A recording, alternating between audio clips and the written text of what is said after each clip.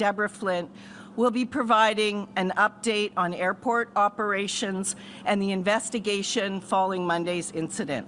We also have several representatives from our first responder agencies, as well as our COO of Toronto Pearson Operations. So behind me are Peel Regional Police Deputy Chief Mark Andrews, Peel Paramedics Commander of Operations Corey Tokach, Mississauga Fire Chief Darren Reetsey, and Toronto Pearson's Fire Chief Todd Aiken, and Khalil Laramet from our COO of Toronto Pearson. With that, I'd like to welcome Toronto Pearson CEO Deborah Flint, who will take a couple of questions after her remarks. Following that, our first responders are available to also answer some questions. Thank you. Thank you, Karen, and good morning to all. We are providing a third update this morning on yesterday's events as the accident transitions to the investigation phase, and I will share more on that investigation phase and what to expect shortly. First, however, it's really important to recognize how grateful we are that there was no loss of life or life-threatening injuries in yesterday's accident. You know, every time you board a flight, you are greeted by flight attendants and by flight crew often. It's their job to make us comfortable and confident about the flight ahead, and they do an incredible job with that. But we saw the most important role that they play in action yesterday. The crew of Delta Flight 4819 heroically led passengers to safety, evacuating a jet that had overturned on the runway on landing that was amidst smoke and fire. I thank each and every one of these heroes, every flight attendant and crew member on Delta Flight 4819. I also thank every flight attendant and crew member across the industry. Thank you for all that you do every day and every night in service of safe air travel.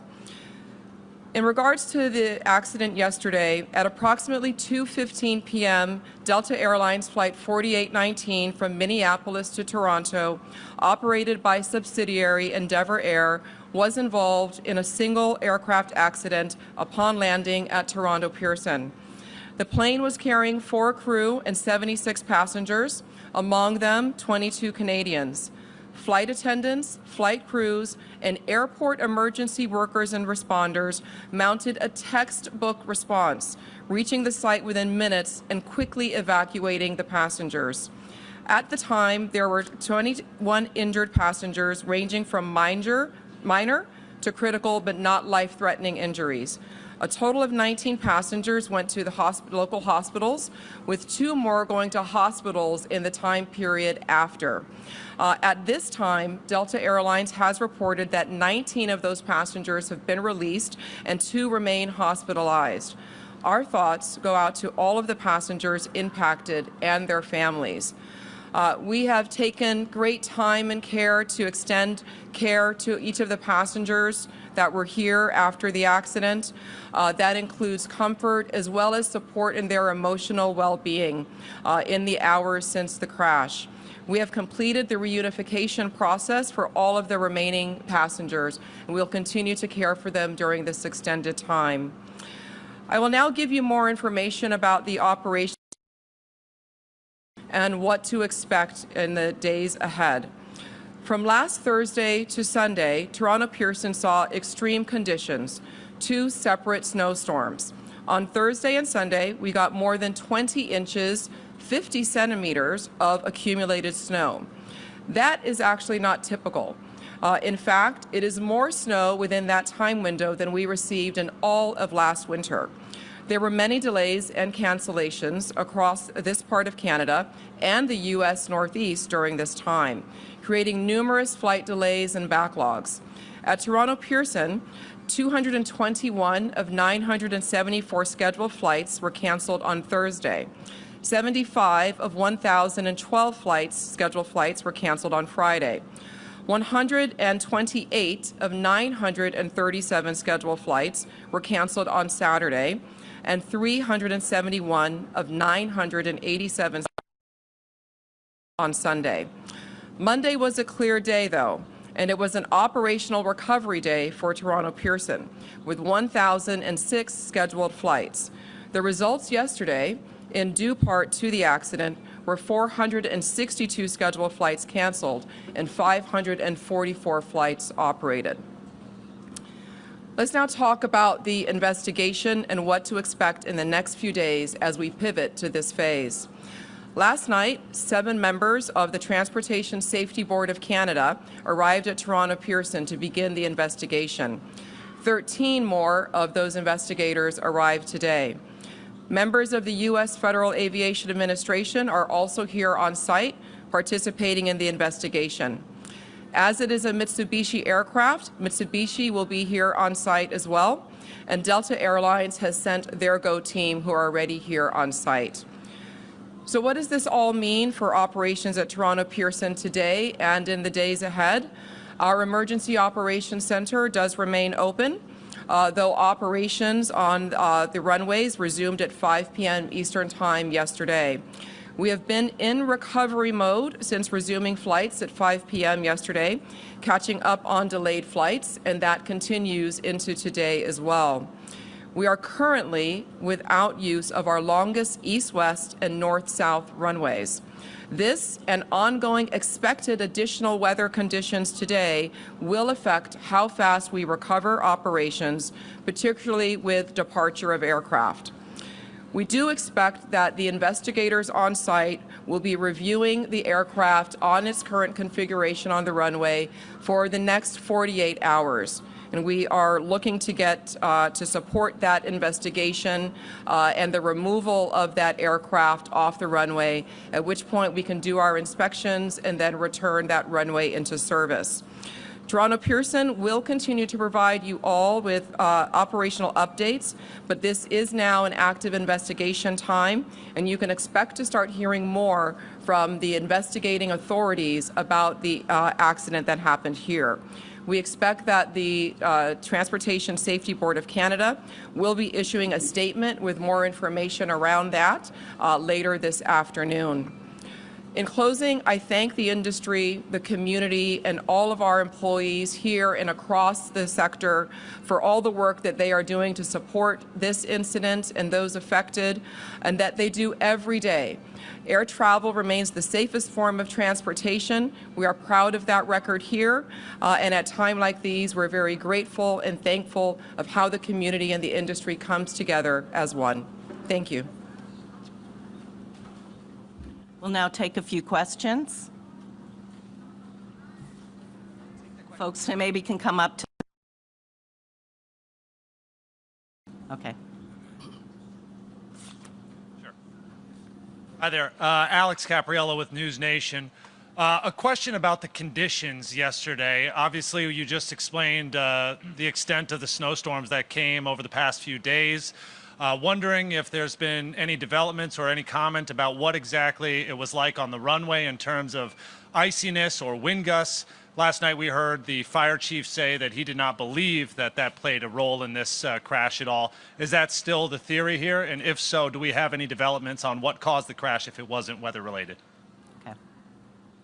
Yeah, this would not be a time for us to have theory or to speculate on what caused the crash. So as I shared, we have a number of agencies that are here that are responsible for doing a thorough and full and complete investigation to determine all the causal factors, and we are looking forward to getting those results and to sharing those, and those will be shared very publicly once they are received. And I understand that if you don't want to speculate about the crash, but can you tell us then what the condition of the runway was like at that time of the impact? I mean, was it slick? Have your teams been able to determine that? I look forward to sharing all of that information at the proper time. Again, those are all the details that are going to be covered during this investigation, and that is active currently. Hi there, Vio Desai from the New York Times. I have one question and a follow-up. Does air traffic control handle CRJs differently than other aircraft in crosswinds? The air traffic control is responsible, NAV Canada, for all of the aircraft activity here at Toronto Pearson and in the surrounding areas. They will have to respond differently themselves as to how they manage those aircraft uniquely. And then how How do you decide to pause operations because of wind, and who makes that decision? That is a cross-collective decision that is made between NAV Canada and the pilots during live operations. We are not pausing operations. We do have a slowdown in the operations due to 2 of our runways being closed for operations at this time, and those are the key contributing factors to the delays. Last question. There's no Delta or TSB representatives on the stage with you right now. Are you able to speak to why they're not present? We've been very much in communication with all of those involved, all of the agencies, Delta Airlines and others. We've all had quite extensive communication. They've been in our EOC, our Emergency Operations Center. So the system and the response to the accident is working as planned and going quite well with our partners. John Worrell with the Associated Press. 2 questions. One is the 2 people who remain in the hospital. Any timeline on how long they may remain? I do not have that information.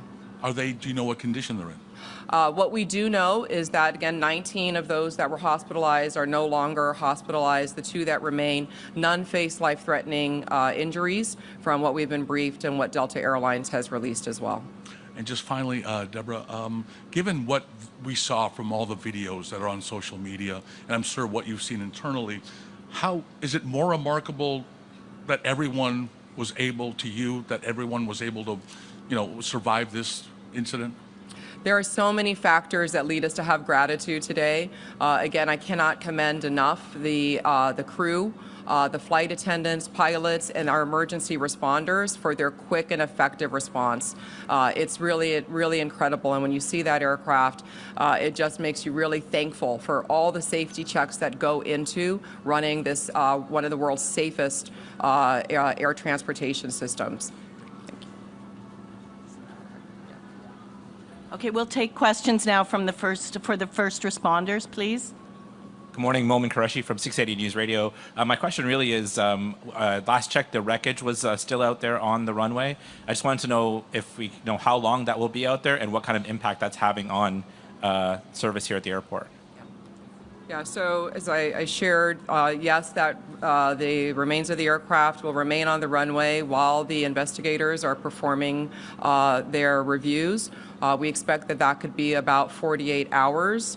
And so until that time, 2 of our runways will remain closed, and that is affecting the volume of traffic that we're having. So passengers should be looking and working with their airlines, checking our website for information on delays and potential cancellations as well for the next several days. Just as a follow-up to that, then, I've been upstairs, as many of us have, talking to passengers, and many of them, most of them, all of them really are understanding of the ripple effect, but are extremely frustrated by the lack of information or conflicting information. So just what do you say to your passengers right now who are trying to get themselves on flights to their destinations but are left feeling frustrated by conflicting information or a lack of information? We are here very much at the airport to support and provide passenger care for people that might find themselves here at their airport and have their flights disrupted.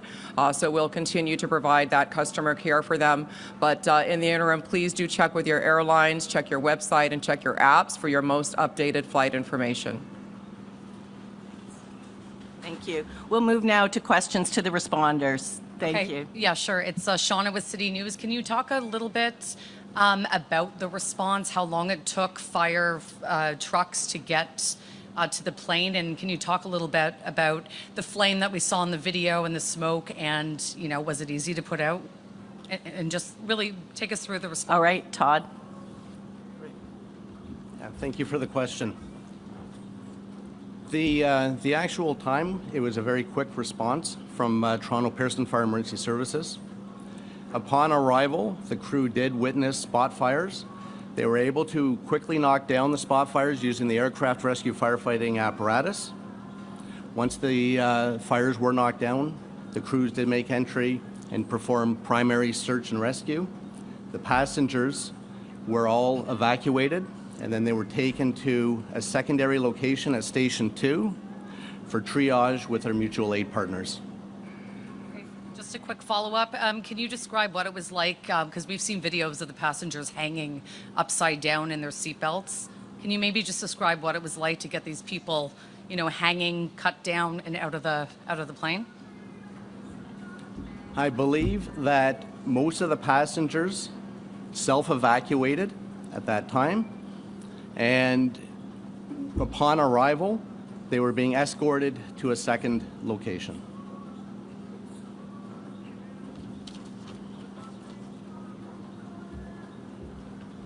Hello, Nate Foy, Fox News. I'm just seeking some clarity from a first responder's perspective on the elements in your efforts yesterday. I know a lot of people are hoping for some clarity on what the fire chief said, and it sounds like you guys won't give us that, but can you tell me what it was like out there on the runway as you were doing your job? Was the runway dry, and the wind gust, how did it impact you?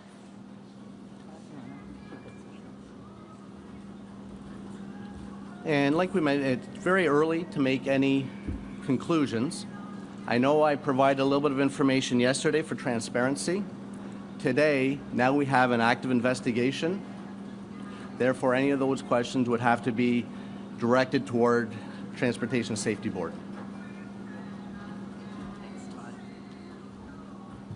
Hi there, Karen Lieberman with Global News. Besides the chief, I just wondered if any of the other first responders could speak to their own experiences and what you found and how you cared for some of these passengers. Sure. Thank you for the question.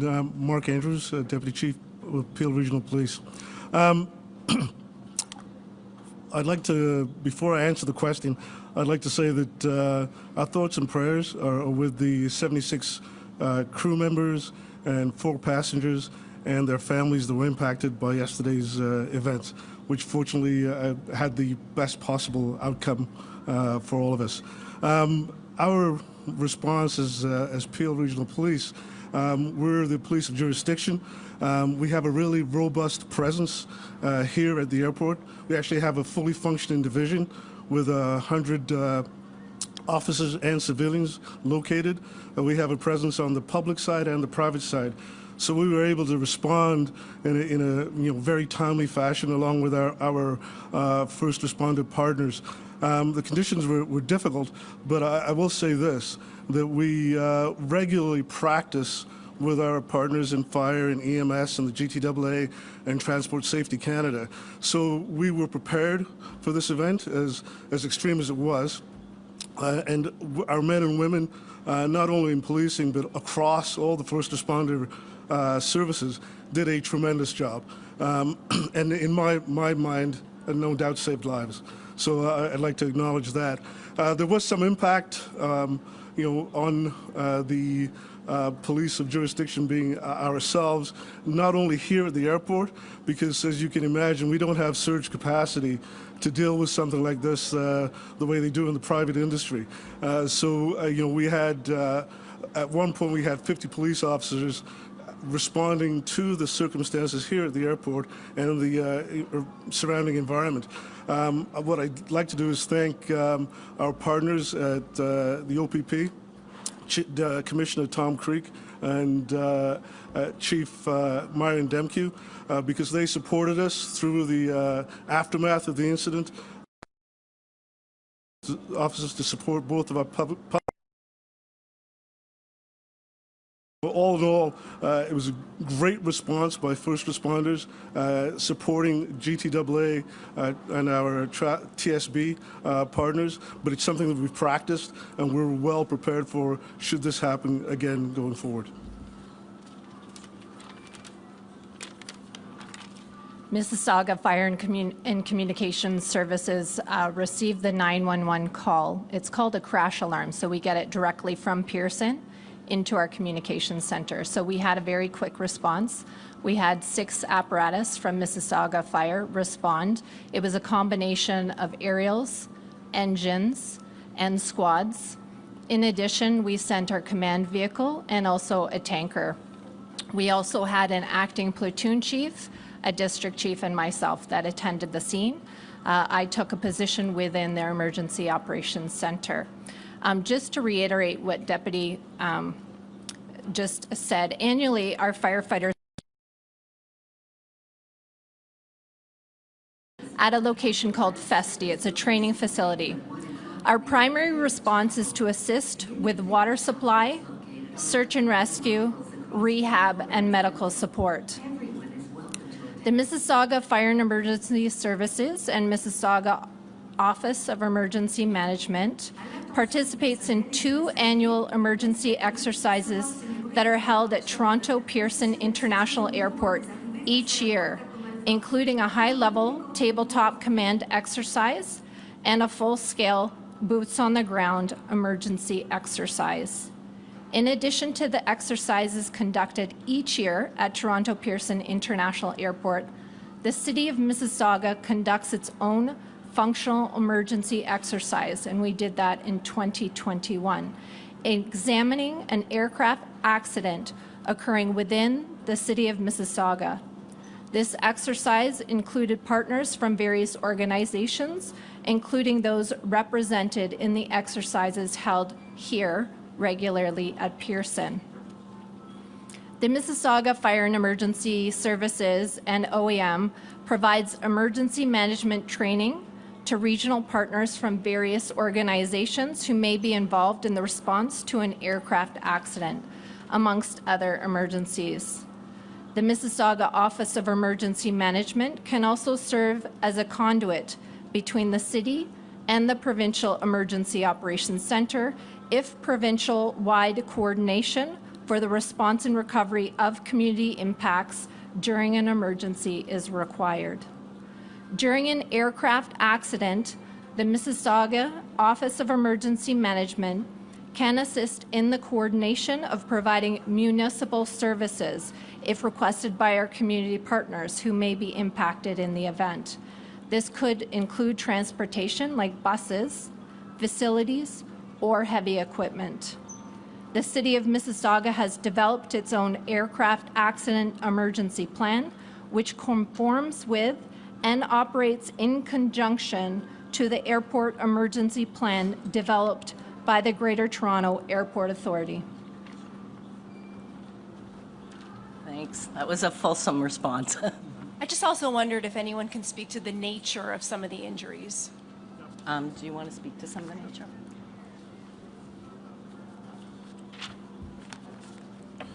Good afternoon. My name is Corey Tkach. I'm a commander of operations within Peel Regional Paramedic Services.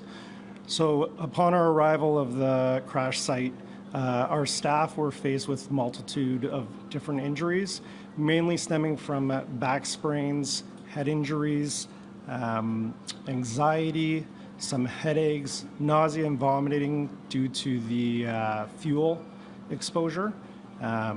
So those were the common sort of injuries that we had come across.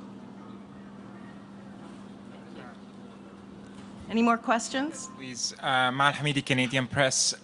Just want to follow up on this rescue effort.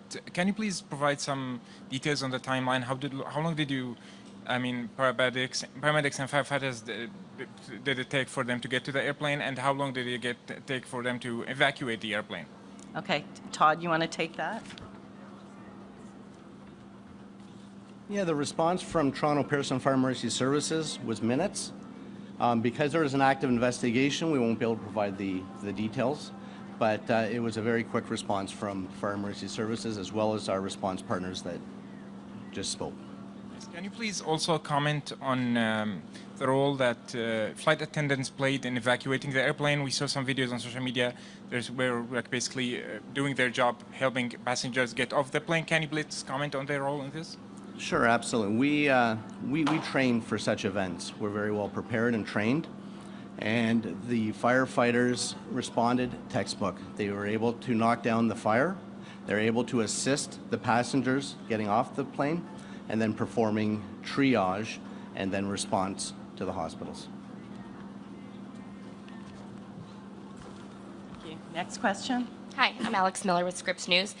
I know you can't confirm what you saw on the runway, but can you confirm that the runway had been coded as fives across the board as a wet runway for the pilots, which is a runway with light snow or slush?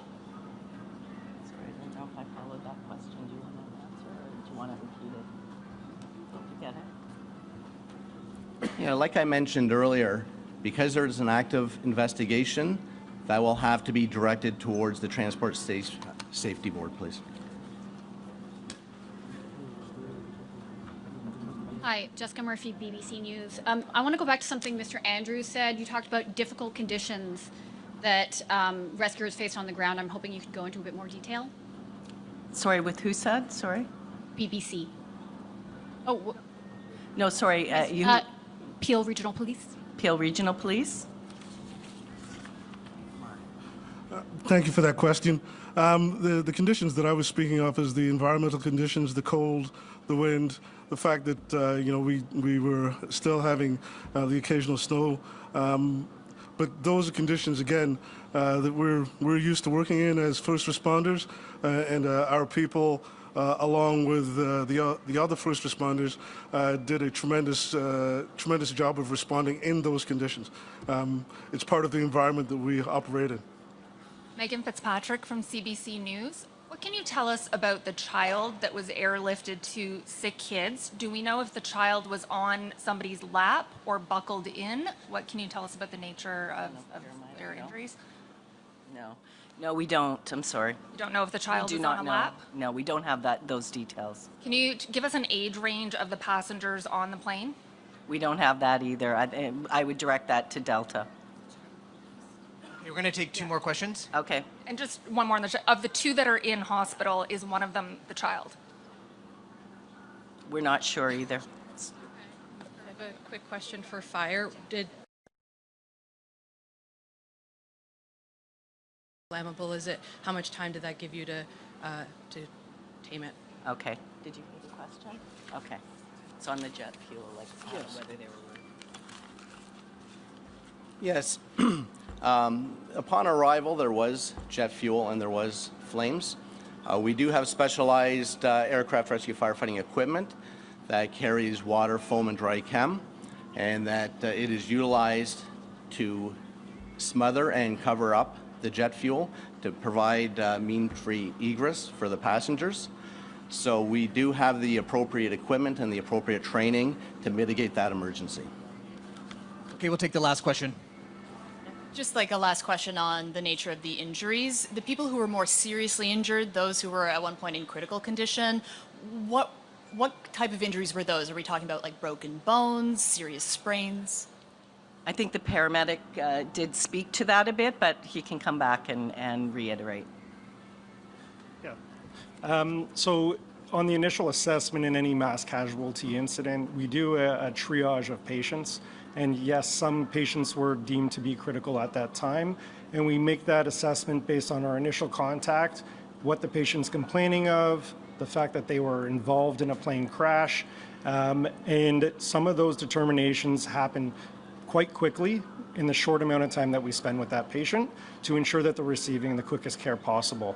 And there are times when further care occurs and those conditions get downgraded. So from critical to like serious and non-life-threatening.